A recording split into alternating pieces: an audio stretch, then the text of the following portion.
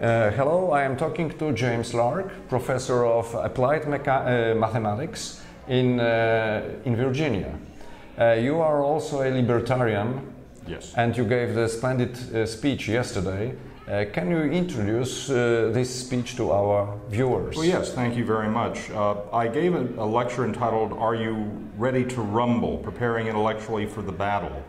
And the purpose of this speech was to provide a description of the major things that those people who are advocates of liberty need to do in order to be effective advocates for liberty. That there are certain things we must learn in order to be able to counter or to answer the many reasonable questions that we face about how would a truly liberal order operate? How would a society based on individual liberty and personal responsibility actually work in the real world? Because many people, unfortunately, don't understand how market arrangements can actually produce the sort of goods and services that we would like to see. So it's important for those of us who wish to advocate for a liberal society, a truly liberal society, we need to be able to understand the sort of reasonable questions that we will receive, and we need to understand our economics, we need to understand our history, we need to understand statistics and data analysis to be able to help our friends and neighbors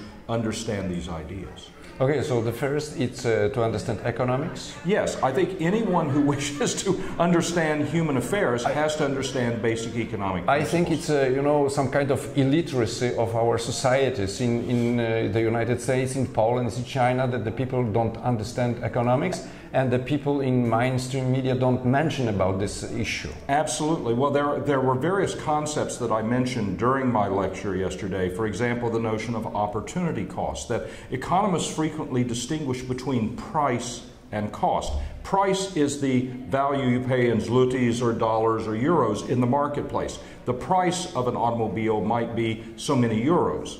However, the cost is what you forego in order to get that car. How many beers are you foregoing to be able to have your car? So economists distinguish between a market price and the cost that you actually bear. And really what people need to understand is how much does this cost in terms of their foregone opportunities? How much does it cost in terms of the value of your labor to be able to go in and obtain these things? And many people don't seem to understand that distinction. Okay, the second topic is history. It's obvious, I think, we have to learn from history. And the third one is mathematical reasoning. Exactly. I think people need to understand that one can use statistics and get a better view of how the world actually operates. However, if you don't use statistics properly, if you don't understand the limitations, if you don't understand the assumptions that are built in, you can actually find that the statistics you use are misleading. They can actually lead you to very bad conclusions. Yeah, and more statistics, I mean, statistics is not intuitive, so the people cannot understand, so yeah, there is some kind of trap. So that's correct.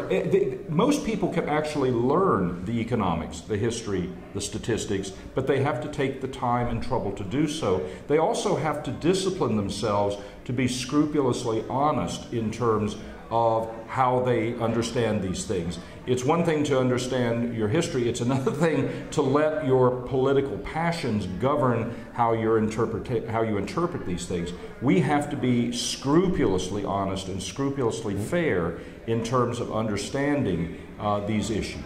James, you were born as a libertarian, or some factors influenced your attitude?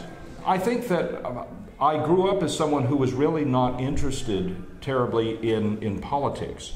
What happened was, as I became older, I realized that if I want to understand how the world works, I need to learn, first of all, I need to learn some economics, and then I needed to learn my history, and I needed to learn how to understand data. I came to these ideas of true liberalism, market liberalism, libertarianism, use your favorite term, because I had certain moral values that it was not legitimate for me to initiate force against others. That it is legitimate to use force to defend oneself, to defend one's property, but one can never initiate force against others. And that includes commission of fraud. I cannot engage in say a contract with you where I misrepresent the terms of that contract. Fraud, in my opinion, is a form of force. So I had certain moral values that said it's not appropriate to initiate force. but would a consistent application of these moral values, would we have a society, if society is based on individual liberty coupled with personal responsibility, would that be a better society than what we now have, where government basically initiates force in all manner? People use government in many cases, in my view, to initiate force against their neighbors. And it took me a while to think these things through, but I eventually came to the conclusion that a society based on liberty and responsibility would be no worse than what we now have, or are likely to have any under competing institutional arrangements. And in many ways, it would be much, much better.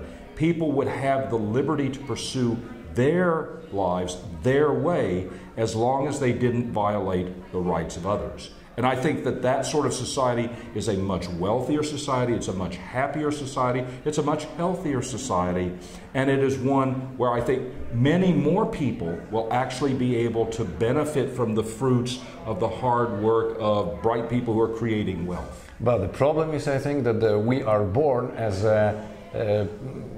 creatures which are looking for someone or something which protect us, or and so we came to this conclusion, because I did as well as you when I was in my 40s. So our main problem is to transmit our knowledge to the young generation, to the young people. That is correct. And in many cases, the ideas that we're trying to explain are counterintuitive. They don't necessarily, people do not easily pick up on those ideas. For example, we talked yesterday about the notion of a minimum wage, the government setting for that you cannot pay people less than this.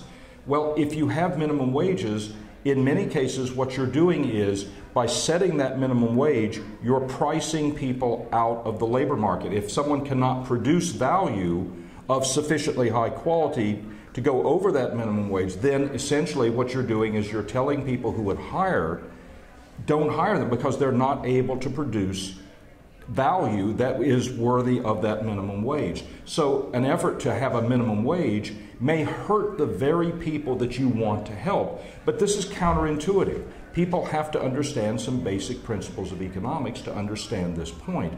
And many people, for whatever reason, don't seem to want to take the time and trouble to actually think things through. Perhaps because thinking is hard. You may also find, as you think things through, that you come to a conclusion that basically tells you you've been acting in a bad way for many years. Okay, thank you very much for this very interesting interview. Thank you. Thank you.